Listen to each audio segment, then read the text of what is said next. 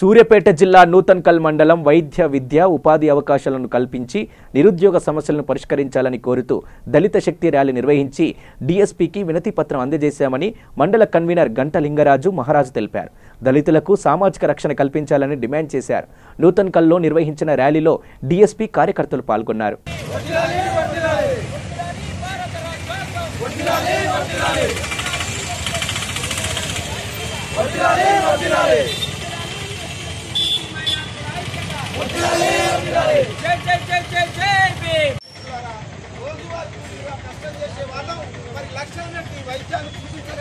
కాబట్టి మరి టీఎస్ ఏం చేస్తుందంటే ప్రతి మండల కేంద్రంలో 100 కోట్లతోటి మరి మల్టీ స్పెషాలిటీ హాస్పిటల్ కట్టాలని మరి టీఎస్ డిమాండ్. సాధిస్తాం అంబేద్కర్ ఆశయాలను, సాధిస్తాం అంబేద్కర్ ఆశయాలను.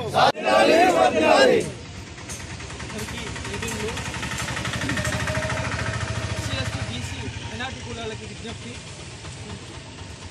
ఎస్సీ ఎస్టీ బీసీ మైనార్టీ కులాలకి ఉచిత విద్య వైద్యం ఉపాధి అనే అంశాలను రాజ్యాంగంలో పొందుపరచడం జరిగింది. ఇప్పుడున్న గవర్నమెంట్లు వాటిని ఉచితంగా అమలు చేయాలి.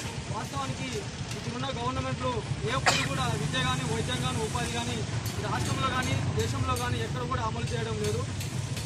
ఈ రాజ్యాంగంలో పొందుపరిచిన అంశాలని 100% అమలు చేయాలని డిఎస్పీ మహాసంకల్పం తీసుకొని డాక్టర్ నిషాదన్ మహారాజ్ నాయకత్వంలో మహాసంకల్పం తీసుకోవడం జరిగింది.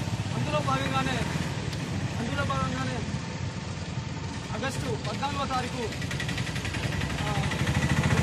23 జిల్లాల కలెక్టర్ల గారికి మరియు మండలాల 200 మండలాల ఎంఆర్ఓ తహసీల్దార్ గారికి విజ్ఞాపన పత్రాలు అందజేయడం జరిగింది. కానీ నేటికి 100 రోజులు పూర్తిగా అవుతున్న